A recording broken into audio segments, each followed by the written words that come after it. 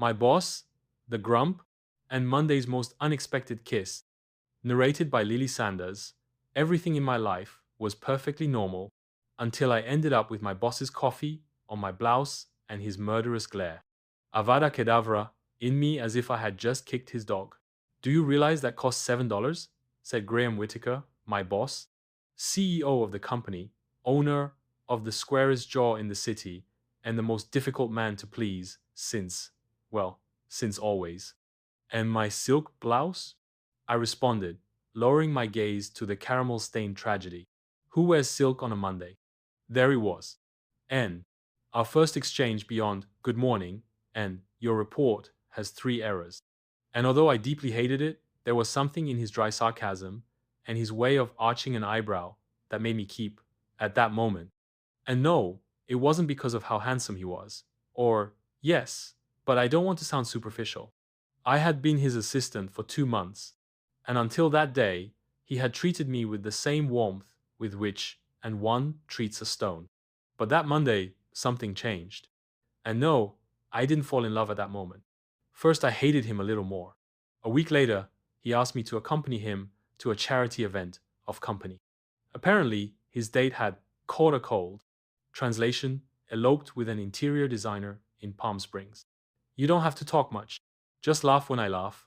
And don't spill anything, he said Graham, while handing me an invitation with his horrible handwriting. What if they pay me overtime? I asked, raising an eyebrow. If you don't come, you owe me another coffee. I accepted, because I am very unprofessional. And also because I was curious. What would the grumpy boss be like outside the office? Answer, surprisingly charming, and quite funny when he has 2 glasses of wine. Did you know? So he was dancing salsa? I whispered to Claire, a colleague, while Graham was moving with a lady from the board of directors. Him? Our Graham?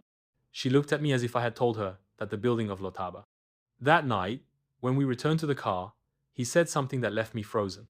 It wasn't so bad with you there. Is that a compliment? It's the closest thing to one you're going to get. And he smiled. They're fool. And when I saw him differently, not only as the guy obsessed with reports, but as a man who hid something behind his expensive suits, perhaps fear, or sadness, or simply loneliness. Pass on weeks. We started to get along better. He brought me coffee without spilling it, asked me about my weekends, and once he smiled at me while eating a chocolate cookie. Life was calm. One afternoon, due to my mistake, a very important contract was lost. I can't believe you did, Dave said, his voice tense, but without shouting. I'm sorry, really. If you want me to leave, and leave me alone with that finance lady who hates everyone? I looked at him, surprised. Aren't you furious? I'm upset. But not with you. Everyone makes mistakes. Silence. You are perfect, I said, without thinking, and I wanted to die. But then he took another step closer. Do you think I am perfect? Can I keep the stained blouse if you fire me? He laughed, and he kissed me. Like that. Without warning, without protocol, without reports or emails. A kiss like those that don't come in office manuals. From that day on, nothing was ever the same. We went out secretly, we did. Bets on which employee would arrive later, and one day he gave me a new blouse with a card that said, coffee proof, but not you. And although nobody in the office suspected, like everyone, they suspected we were discreet. Until the boss's boss came for a surprise audit and found us kissing in the conference room. Ups. Do you have anything to say? The boss asked. E Supremo, with a face of few friends. Yes, said Graham, taking my hand. I'm going to invite her to dinner, with or without your approval. I swallowed. The silence was eternal. Just don't spill wine. You know how are the expense reports. We left there, trembling and laughing. Today, months later, I am still his assistant. But I am also his Saturday date, his cookie companion, and the reason for which now asks for 2 coffees every morning. And yes, we still argue. He's still a grump. I'm still clumsy. But between coffee stains and forbidden kisses, we found something that no report can explain. Would you like me to make a second part of this? Or do you prefer a story with another style or scenario? Part 2. My boss, the grumpy one, and the love that is not reported in Excel.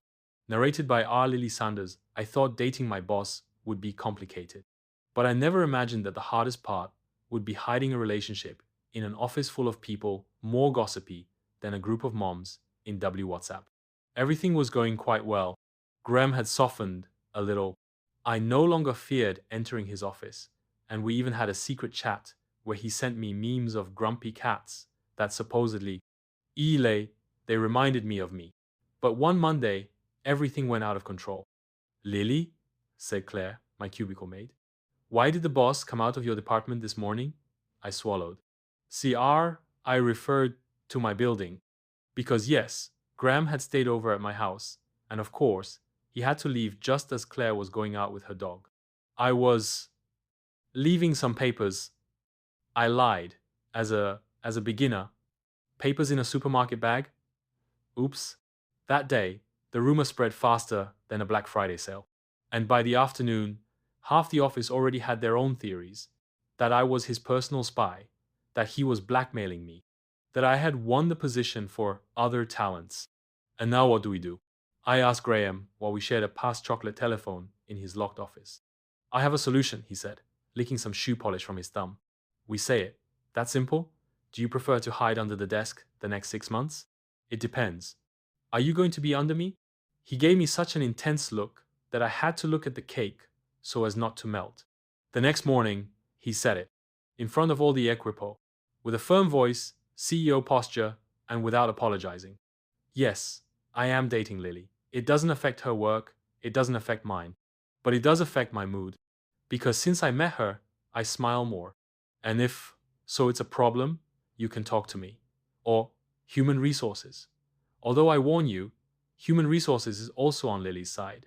Silence, and then applause. Real applause. Claire winked at us, one eye. The IT guy raised his cup, and even the cleaning lady murmured, finally. I felt like I was in a movie, but without a soundtrack. Until Graham approached and whispered to me, now we can salir a almorzar sin sentirnos criminales. And what if you keep bringing me coffee? And what if you let me give you good morning with a kiss? Yes, we go out together. We work together. We argue over badly written emails, dactados. We make silly bets on who forgets more quotes. We laugh. We love each other. And every time I enter his office and see him with his furrowed brow pretending he hasn't missed me, I remember from that first Monday that spilled coffee changed everything. And I wouldn't change it for anything. End.